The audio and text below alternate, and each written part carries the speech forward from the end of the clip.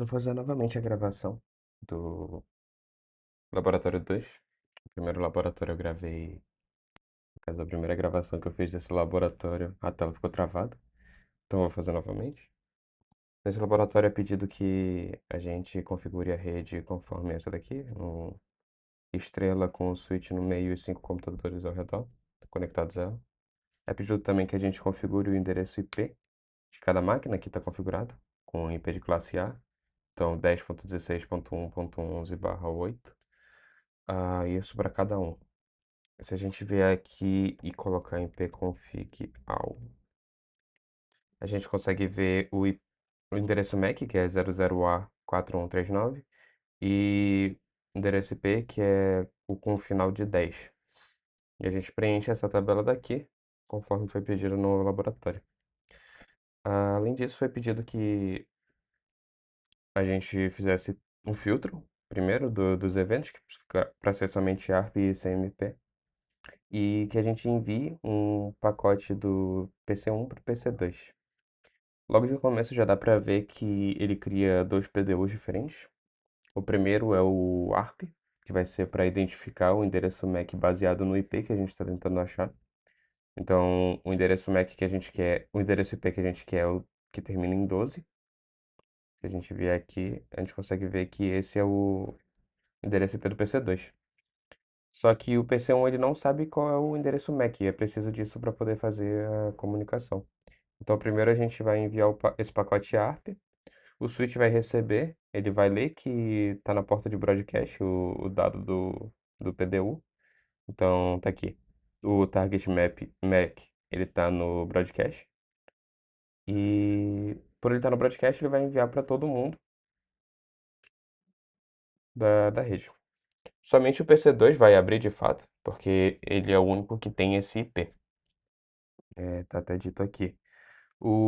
A request a requisição ARP, o endereço IP-alvo da requisição ARP é igual à porta que recebeu, ou seja, o dispositivo que recebeu. Então, o PC2 ele vai inserir o endereço MAC nesse pacote. Ele vai fazer um novo PDU, no caso, né?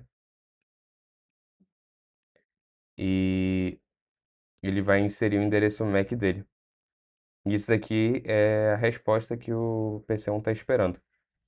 Então, ele vai enviar para o switch vai ler, vai ver que o endereço MAC já tá, o endereço MAC do PC1 já tá na,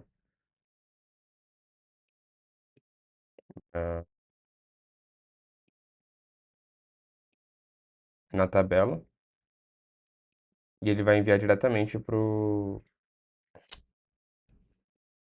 PC1. Então, se a gente rodar aqui, ele envia pro PC1 e pronto. Ah,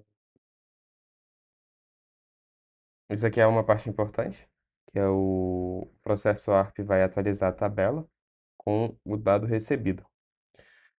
Se a gente entrar aqui, eu acredito, se a gente der um ARP-A, já aparece aqui o endereço MAC do PC2, que é o que termina em 12, o endereço IP, desculpa, que termina em 12, e o endereço MAC é o que termina em 81C9. Dá para ver bem ali no canto direito desse pop-up. 0060.47AA.81C9. Ou seja, agora o PC1 ele sabe onde é que está esse IP, qual é o endereço MAC desse IP. Depois disso ele vai enviar o pacote, o PDU certinho, que é o que a gente estava querendo fazer desde o começo. Aqui. O switch já vai ter o endereço MAC na tabela, então ele vai enviar diretamente, não vai ter nenhuma retransmissão, tipo broadcast. E aqui a gente consegue ver o pacote que ele recebeu. Ele vê que a fonte é do PC1, que é esse IP que já tá aqui. E o destino é o IP dessa máquina. Se a gente ver bem aqui na camada 3,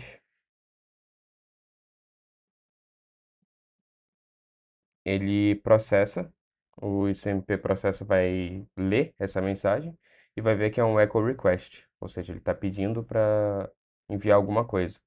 E como resposta, ele vai enviar um echo reply, vai passar para a camada 2, vai cobrir com o endereço MAC do dispositivo do destino e vai enviar de volta.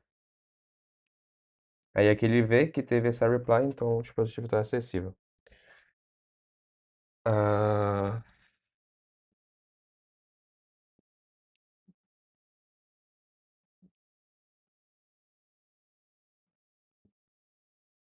se ele pede também para a gente abrir aqui e ver o. Aqui eu já tinha feito experimento antes, então ele já está com todo salvo aqui. Então eu vou apagar. Agora se a gente tentar ler de novo vai estar vazio. Eu acho que o ARP continua aqui ainda. Ele continua aqui.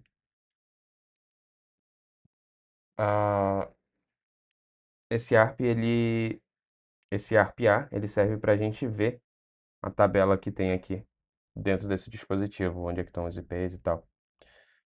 Depois disso é pedido para a gente enviar pacotes em real-time, aleatoriamente. Então, por exemplo, enviar do PC5 para o PC2, PC5 para o PC3, PC4 para o PC2, PC2 para o PC5, PC5 para o PC1. Se a gente entrar aqui agora e rodar o ARPA, a gente vai ver que tá todos os IPs e endereço MAC dos dispositivos que a gente se comunicou. São os quatro que a gente enviou a mensagem. Ah,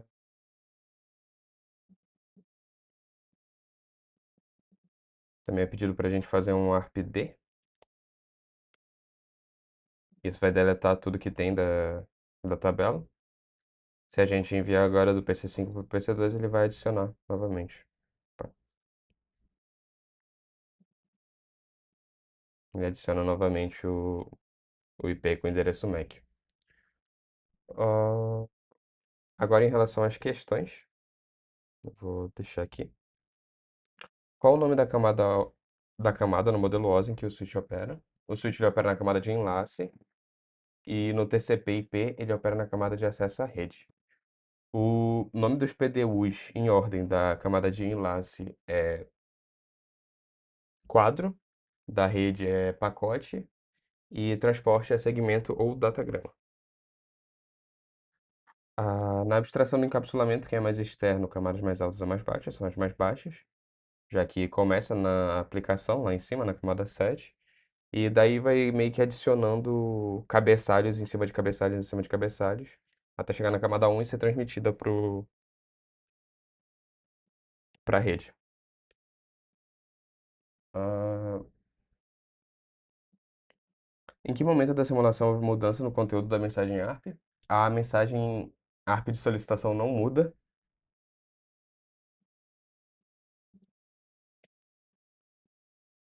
São duas mensagens diferentes. Ela vai basicamente alterar quando chegar no destino e vai virar uma outra mensagem que vai conter a resposta com o endereço MAC do computador que está sendo procurado na rede. Respectivamente, quais os MACs de destino nos PDUs ARP e ICMP quando criados em PC1? O, no PDU ARP, ele vai ser o broadcast, que é o FFFFF, e nesse caso daqui tá como 00000, apareceu lá. Ah, e do ICMP já é o MAC real do host que a gente está tentando enviar. Como a gente já descobriu com o ARP qual é o MAC, a gente já consegue colocar no pacote. Ah, os PDUs trafegados na simulação chegaram a ser analisados até qual camada OSI? A gente viu que o switch ele analisa até a 2 e os dois computadores analisaram até a 3. A, a qual camada do modelo OSI o protocolo ARP pertence e qual sua função numa LAN? O modelo O protocolo WARP ele funciona entre a camada 2 e 3, já que ele precisa do endereço MAC e do endereço IP para poder encontrar o dispositivo. Então ele precisa dos dois. E a função dele é justamente fazer esse mapeamento entre IP e endereço MAC para mapear na rede onde está cada computador. Ah, qual o conteúdo e o significado do retorno obtido com os comandos executados? Deixa eu ver qual é a questão.